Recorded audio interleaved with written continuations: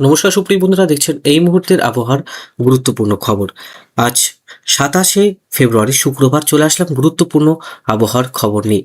আপনারা কোন এলাকা থেকে দেখছেন, আবহাওয়ার পরিস্থিতি কী রয়েছে, অবশ্যই আপনাদের ভিডিওর কমেন্ট বক্সে লিখে জানাবেন। তো এই মুহূর্তে কোন কোন জেলায় কি কি পরিস্থিতি চলছে সেটা আপনাদেরকে জানাবো।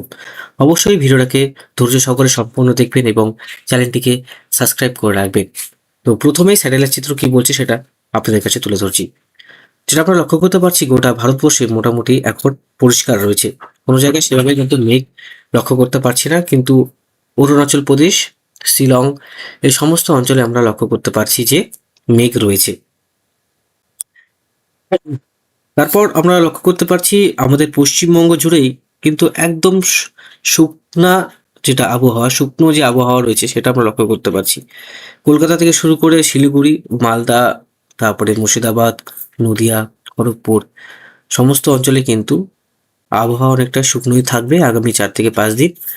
তাছাড়া বৃষ্টিপাতের যে সম্ভাবনা রয়েছে সেটা হচ্ছে প্রায় আপনার ধরে রাখুন শিলিগুড়ির ঠিক উপরে মিরিক বলে একটা জায়গা রয়েছে, সেখান থেকে দার্জিলিং, রংপুর, গ্যাংটক, মগনাম থেকে শুরু করে লাচুং, লাচেন এই সমস্ত অঞ্চলেই বৃষ্টি যদি হয় তো হবে। হোলি যেটা আমরা দোলযাত্রা বলি সেখানে কিন্তু আমরা লক্ষ্য করতে পারছি তখনও কিন্তু বৃষ্টির কোনো সম্ভাবনা নেই।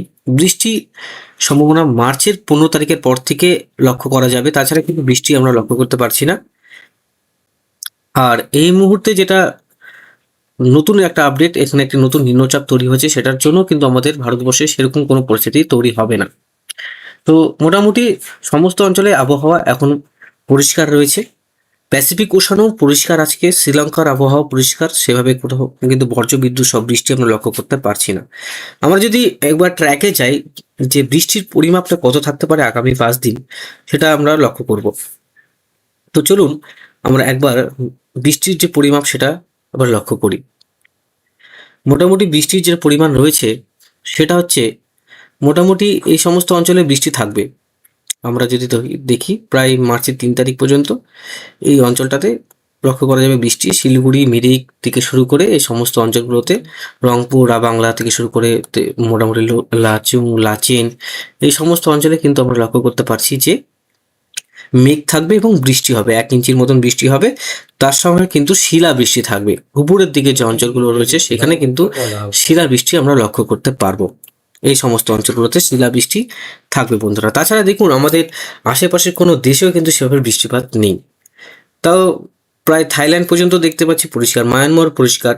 শুধু আমরা নর্থ ইস্টে যে শহরগুলি রয়েছে, ধুবড়িগড় থেকে শুরু করে শিলচর এই সমস্ত অঞ্চলে, জোরহাট, দিগবই এই সমস্ত অঞ্চলে, ভুটান বর্ডারের কাছাকাছি যত জায়গাগুলো আছে সেখানে কিন্তু আমরা লক্ষ্য করতে পারছি যে মেঘ কিন্তু রয়েছে এবং বৃষ্টিও কিন্তু থাকবে বন্ধুরা। তো এদিকে আমরা লক্ষ্য করতে পারছি নেপালের দিকে থেকে বৃষ্টি আস্তে আস্তে ভুটানের দিকে প্রবেশ করবে। তাছাড়া কিন্তু সেইভাবে বৃষ্টি আমরা লক্ষ্য করতে পারছি না। পশ্চিমবঙ্গে আবহাওয়ার ক্ষেত্রে একটা বিরাট পরিবর্তন, সেটা হচ্ছে তাপমাত্রা। কলকাতার দিকে তাপমাত্রা কিন্তু সেটা 35 ছাড়িয়ে যাবে মার্চের শুরুতেই। আমরা আপনাদেরকে ট্র্যাক করে দেখিয়ে দিচ্ছি। দেখুন এখানে তাপমাত্রা উত্তরের দিকে প্রায় 29 ডিগ্রি, নিচের দিকে প্রায় 33 ডিগ্রি সেলসিয়াস। সব থেকে বেশি প্রভাবিত হবে পুরুলিয়া, বাঁকুড়া, বীরভূম আর উত্তর 24 পরগনা, দক্ষিণ 24 পরগনা, হাওড়া, হুগলি, তারপরে এদিকে মালদার কাছাকাছিও কিন্তু তাপপ্রবাহ লক্ষ্য করা যাবে। তো আমরা লক্ষ্য করতে পারবো যে মোটামুটি মালদার কাছাকাছি প্রায় 32-31 ডিগ্রি কাছাকাছি চলে আসছে। আর উত্তরের দিকে ঠিক উপর দিকে যেটা হচ্ছে শিলিগুড়ি করিডোর, সেটা মোটামুটি 29 ডিগ্রি সেলসিয়াস। কলকাতা একদম প্রায় 34 থেকে 35 ডিগ্রি সেলসিয়াস হয়ে যাচ্ছে পুরুলিয়া, বাঁকুড়া, বীরভূম এবং বর্ধমানের ক্ষেত্রে।